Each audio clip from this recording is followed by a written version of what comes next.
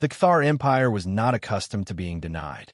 For millennia, they had expanded across the stars, bringing hundreds of worlds to heal through their technological superiority and unwavering military discipline. Their society stood as a testament to order, with a rigid caste system ensuring each Cathar knew their place and purpose from birth to death. At the apex of this civilization was Grand Marshal Forlag, supreme military commander whose tactical brilliance was matched only by his overwhelming arrogance.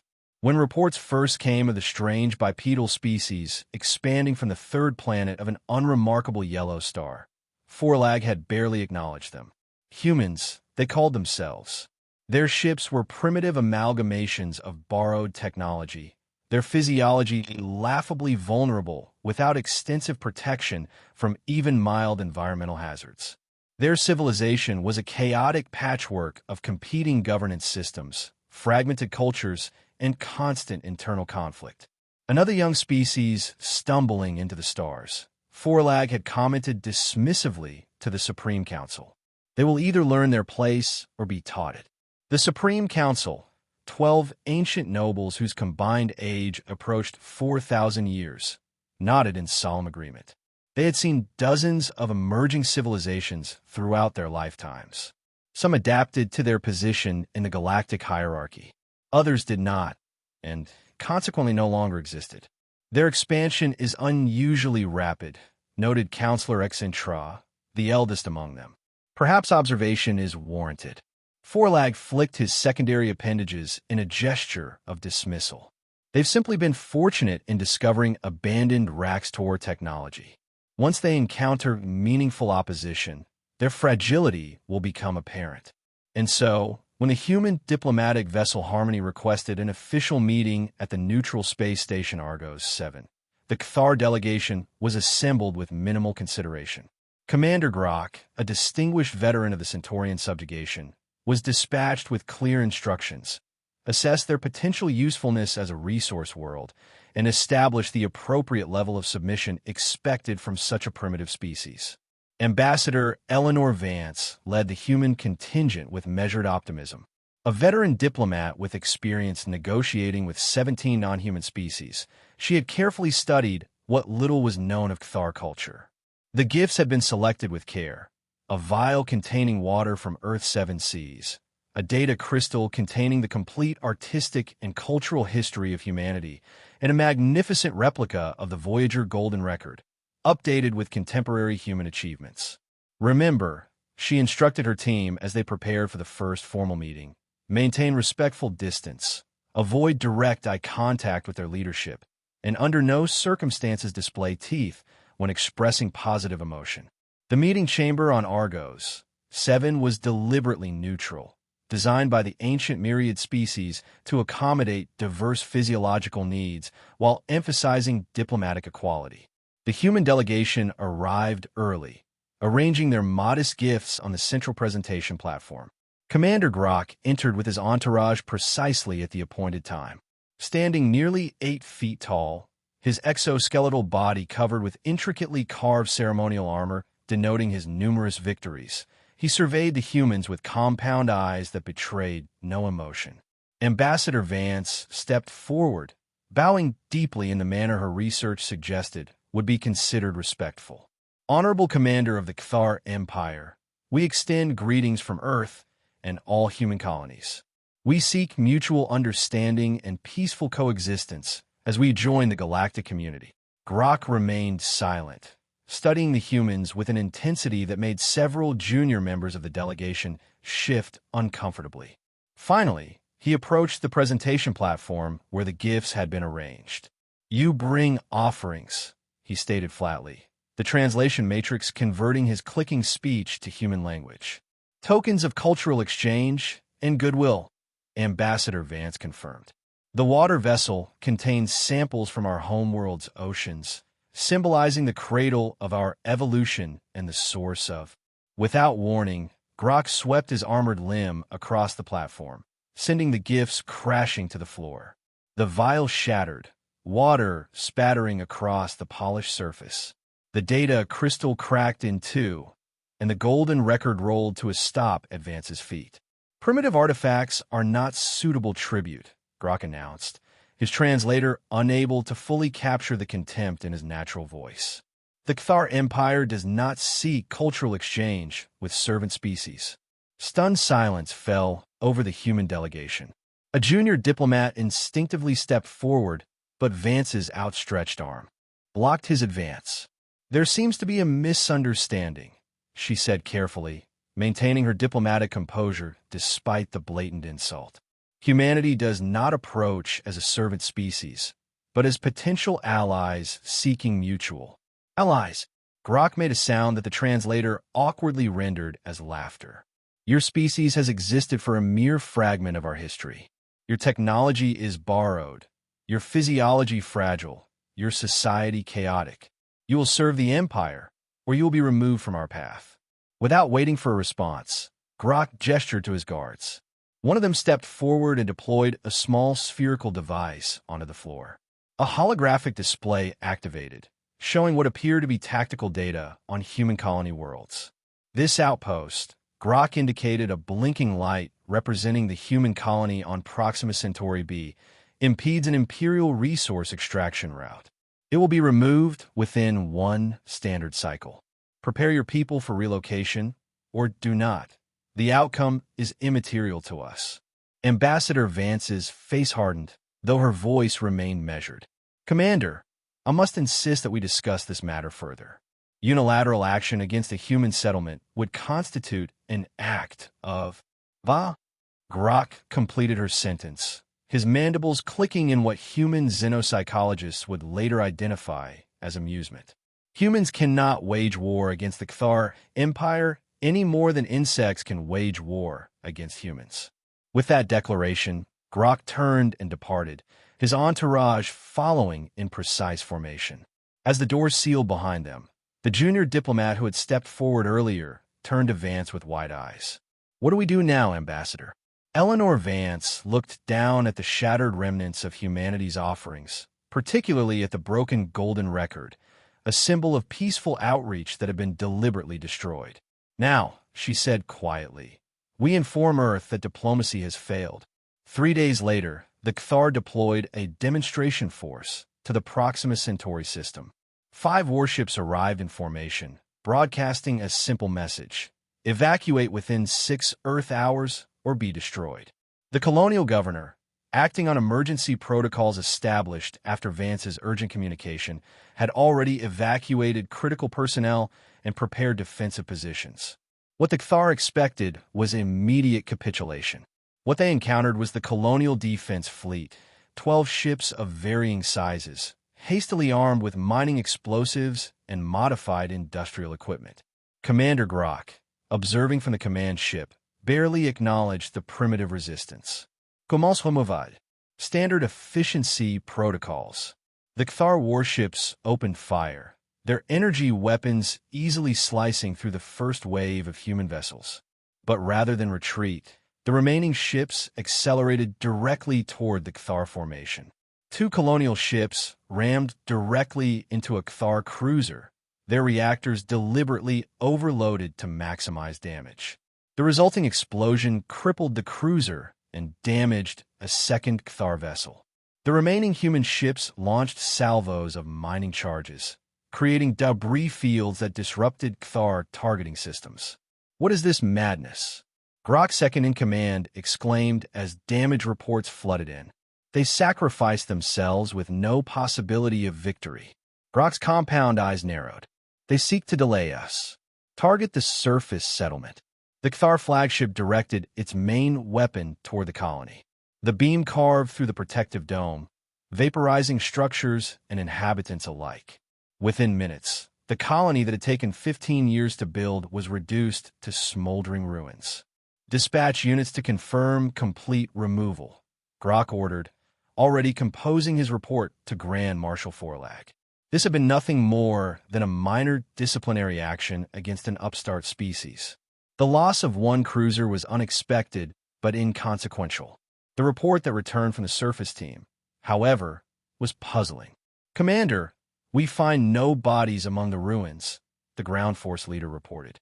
Evidence suggests most structures were empty before bombardment.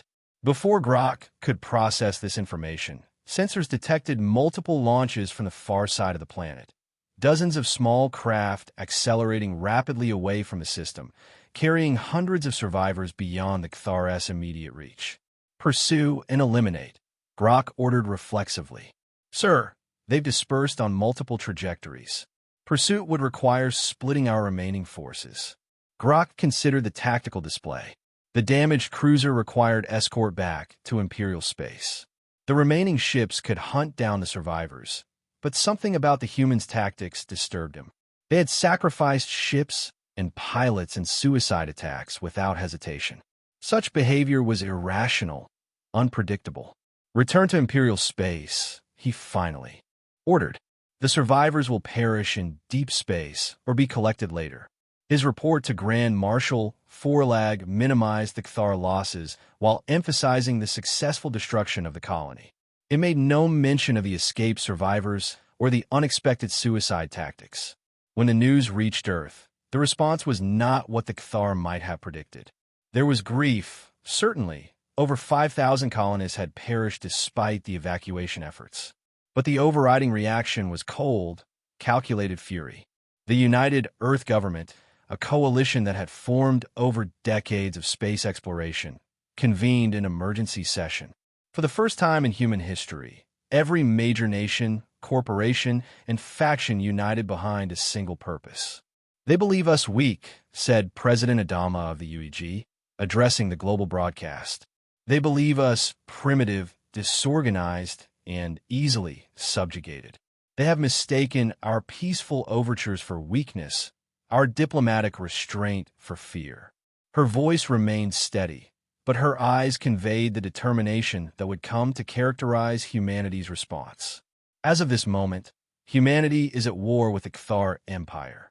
Every resource, every technology, every human mind will be directed toward a single purpose: survival and, ultimately, victory. Across Earth and its remaining colonies, the transformation was immediate and comprehensive. Military installations operated at full capacity. Research facilities that had been focusing on peaceful expansion pivoted to weapons development. Manufacturing centers converted to producing ships, armor, and munitions. Projects that had been deemed too risky or ethically questionable were revisited with new urgency. Experimental propulsion systems, automated combat drones, even limited artificial intelligence for tactical support. All restrictions were lifted in service of survival. Most significantly, humanity embraced what would later be called the asymmetric imperative. Recognizing they could not match Kthar technology or numbers in conventional warfare, human strategists focused on leveraging every possible advantage, no matter how unorthodox. Meanwhile, in the imperial capital of Kthar Prime, Grand Marshal Forlag received Commander Grok's report with mild irritation. So they resisted rather than accepting relocation, he noted to the assembled Supreme Council. A predictable, if futile gesture. The pacification fleet will resolve this matter quickly. Perhaps, said an unexpected voice from the shadows of the chamber. Dr. Verex stepped forward, his aged exoskeleton bearing the distinctive markings of the scholar caste. As the Empire's foremost xenoanthropologist, he had studied hundreds of species across his 3-century lifespan. You have something to add, scholar? Forlag's tone suggested this was not a welcome interruption. I have studied the transmissions from this human world extensively, Verex said, his voice rasping with age. Their historical records indicate behavioral patterns we would be unwise to dismiss. Spare us your academic fascinations, rumbled Counselor Drestar. These humans are nothing more than another primitive species requiring management. A species, Verex continued undeterred, that has spent most of its recorded history engaged in warfare against itself. A species that advanced from primitive projectile weapons to nuclear fission in less than a century. A species whose greatest technological leaps have consistently emerged from conflict. He activated a holographic display showing images from human history, ancient battles, world wars, modern conflicts. More concerning is their psychological response to existential threats. When facing potential extinction, humans do not surrender. They become more dangerous. They will sacrifice enormous resources, accept catastrophic casualties, and violate their own ethical constraints without hesitation if they believe their survival is at stake. Grand Marshal Forlag flicked his appendages dismissively. Your concern is noted, Dr. Varex. Nevertheless, the pacification will proceed as planned. The pacification fleet departed Cthar Prime with appropriate ceremony. 25 capital ships supported by over 100 smaller vessels, carrying nearly 50,000 troops. It was a force capable of subjugating an entire sector, let alone a single upstart species with a handful of colonies. Fleet Commander Zex Caver, a decorated veteran of 17 campaigns, planned a direct approach. The fleet would arrive at Earth, demand immediate and unconditional surrender, and if refused, as was expected, would destroy major population centers until resistance ceased. Humanity, however, had no intention of waiting to be attacked on their homeworld. The first Cthar supply convoy to disappear was dismissed as a navigational error. The second raised concerns about equipment malfunction. By the third, Fleet Commander Zex Caver acknowledged they were under attack, though the nature of the enemy remained unclear. Human forces had developed a strategy leveraging their greatest advantage, the Cthar's underestimation of them. Small, heavily modified vessels using experimental stealth technology targeted Cthar supply lines and isolated outposts. They avoided direct engagement with superior forces, instead focusing on gathering intelligence, testing Cthar defensive capabilities, and disappearing before reinforcements arrived. Admiral Helena Chun of the United Earth Fleet explained the strategy to the UEG Defense Council. We can't match them ship for ship, so we don't try. Every engagement is designed to maximize their losses while minimizing ours. We're learning their patterns, adapting our tactics, and most importantly, capturing their technology whenever possible. The engineering corps worked tirelessly to reverse engineer Cthar systems. Within months, human vessels incorporated stolen or modified Cthar technology alongside innovative human designs.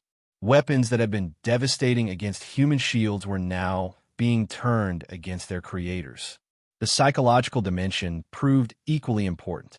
Human intelligence units intercepted and decrypted Cthar communications, inserting false information and exploiting the rigid command structure of their military.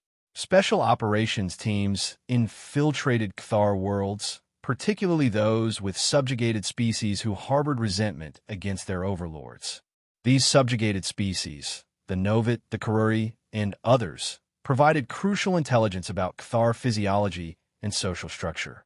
Humans learned of the Cthar sensitivity to certain sound frequencies, their cultural obsession with hierarchical order, and their deep-seated fear of contamination. The latter discovery led to one of humanity's most controversial weapons, engineered biological agents designed to be harmless to humans and other species, but capable of causing severe disorientation and panic in Cthar physiology. These agents were deployed ahead of tactical strikes, turning ordered Cthar responses into chaos. Fleet Commander Zex Caver, facing mounting losses and tactical confusion, dispatched an urgent communication to Cthar Prime. The humans employ methods beyond conventional warfare.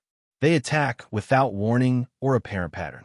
They use our own technology against us in ways we did not anticipate. Request immediate reinforcement and strategic counsel. Grand Marshal Forlag was furious. What should have been a simple pacification had turned into a protracted conflict with a species he had dismissed as inconsequential. His response was characteristically blunt. Failure will not be tolerated. Escalate to maximum force authorization. These humans will learn the consequence of defiance. As the Cthar fleet finally approached Earth, 18 months after the destruction of the Proxima colony, they expected to find a vulnerable homeworld with minimal defenses, its forces stretched thin across multiple fronts. Instead, they encountered the full might of humanity's desperate innovation. The orbital defense grid incorporated Cthar shield technology layered with human improvements. Automated defense platforms using modified Cthar weapons targeted incoming vessels with uncanny accuracy. Most surprisingly, several large ships of clearly non-human design moved to intercept the Cthar fleet. They've allied with the Novit Collective, Zexcav realized with shock. The Novit, subjugated by the Cthar centuries ago, had apparently found in humanity a partner capable of standing against their oppressors. The battle for Earth lasted 9 days. Cthar tactical doctrine, refined over millennia of warfare, proved inadequate against the unpredictable, adaptive methods of human defenders. Humans employed electromagnetic pulse weapons that disabled Cthar systems. They used captured Cthar ships as improvised missiles. They deployed sound-based weapons that induced panic among Cthar troops. On the 7th day, a desperate Zexcav ordered the deployment of a planet-killer weapon, a last-resort device capable of rendering Earth uninhabitable. The weapon never reached its target. A squadron of human ships, led by Admiral Chun herself, intercepted the launcher and sacrificed themselves to destroy it, their reactors detonating in a blast that consumed 3 Cthar capital ships along with the planet killer. By the 9th day, the Cthar fleet was in retreat. Of the 25 capital ships that had begun the campaign, only 11 remained operational. Zexcav, bound by honor and duty, composed his final message to Cthar Prime before initiating his ship's self-destruction sequence. "The humans are not merely resistant to pacification," he reported. "They adapt at an unprecedented rate. They fight without regard for conventional tactics or their own survival. They forge alliances with species we believed thoroughly subjugated. I have failed the Empire, but the Empire has failed to recognize the true nature of this threat. They are not insects to be crushed. They are a fire that spreads with every attempt to extinguish it." On Cthar Prime, the failure of the pacification fleet created unprecedented upheaval. For the first time in living memory, the Supreme Council faced internal dissent. Junior castes questioned the wisdom of the leadership. Subjugated worlds, emboldened by news of Cthar defeat, began showing signs of resistance. Dr. Verex, vindicated but finding no satisfaction in it, addressed the Supreme Council again. "The humans will not stop with defense. You have awakened something that does not understand limitation or accept defeat. Even now, they will be planning their counteroffensive." Grand Marshal Forlag, his authority increasingly tenuous, responded with the only strategy he knew: escalation. "We will commit the full might of the Imperial fleet. Every shipyard will produce war vessels. Every able Cthar will be conscripted if necessary. We will crush these humans with overwhelming force. And if that fails," asked Counselor Exine Tra, age and wisdom lending weight to her question. Forlag had no answer. The human counteroffensive began 3 months later. Rather than attacking Cthar Prime directly, human-led forces targeted systems housing subjugated species.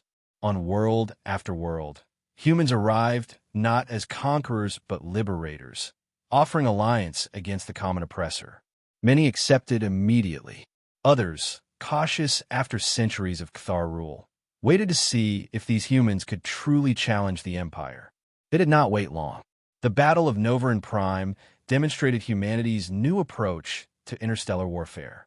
A combined human Novit fleet engaged the Cthar defensive force using tactics that leveraged the strengths of both species. Human adaptability and willingness to take calculated risks complemented Novit precision and technical expertise.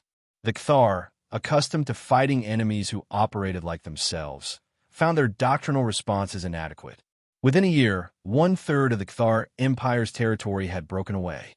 The liberated systems formed what became known as the Galactic Cooperative, a loose alliance dedicated to mutual defense against the Cthar and the establishment of a more equitable interstellar community. On Cthar Prime, the situation had become dire. The economy, strained by war production, showed signs of collapse. Lower castes, suffering the greatest hardships, began questioning the rigid social structure that had defined Cthar society for millennia. The Supreme Council split into factions. One group, led by Counselor Exentra, advocated seeking terms with the humans before total defeat became inevitable. The opposing faction, still loyal to Grand Marshal Forlag, insisted that victory remained possible with sufficient sacrifice and the deployment of forbidden technologies from the Empire's ancient arsenal. Forlag's faction prevailed by a narrow margin. The decision was made to activate the Sundering Spear, a weapon of last resort developed in the early days of the Empire and sealed away due to its horrific destructive potential. Once deployed, it would generate a cascading reaction that would sterilize not only Earth, but every world in the Sol system. Dr. Varex, learning of this decision, took an unprecedented action. Using channels established through his academic research, he transmitted the details of the Sundering Spear to human intelligence services. "I do not betray my species," he explained in his transmission. "I seek to save it from extinction. If this weapon is deployed, the humans will not rest until every Cthar world burns in retribution." Human and allied forces mobilized immediately. The mission was clear: neutralize the Sundering Spear before it could be deployed. The assault on Cthar Prime would be the largest military operation in human history. The final battle began with a massive diversionary attack on the Cthar shipyards in the Aldebaran system. While the majority of Cthar forces rushed to defend this critical infrastructure, the main human-led fleet made a precisely calculated jump directly to Cthar Prime. The planet's defenses were formidable. Orbital platforms, defensive fleets, and planetary shields developed over thousands of years of Imperial rule. But they had been designed to repel conventional attacks, not the methodology that humans had perfected over 3 years of desperate warfare. The first wave consisted entirely of automated drones carrying electronic warfare systems that created gaps in the detection grid. The second wave exploited these gaps, inserting special operations teams onto the surface near the facility housing the Sundering Spear. The third wave engaged the defensive fleet directly, drawing attention away from the infiltration teams. On the surface, human and allied, commandos fought their way through Cthar security forces toward the weapon facility. Leading them was Commander Sarah Reeves, a veteran of the Proxima colony evacuation who had lost her family in the Cthar attack. The fighting was brutal and costly. Cthar warriors, defending their homeworld, fought with a ferocity that matched humanity's own desperate courage. For every meter gained, the Allied forces paid in blood. In orbit, the battle reached its climax when Grand Marshal Forlag ordered the activation of the Imperial Reserve, a fleet of ancient but powerful warships held in stasis for millennia against the possibility of existential threat. These vessels, controlled directly by Forlag from his command center, turned the tide against the human-led forces. Admiral Takashi Yamamoto, commanding the human fleet, recognized that conventional victory had become impossible. With his flagship critically damaged and life support failing, he made the decision that would be studied in military academies for centuries afterward. "All vessels, execute Protocol Thermopylae," he ordered. "May Earth remember." Across the battlefield, human ships and their allies abandoned traditional formation.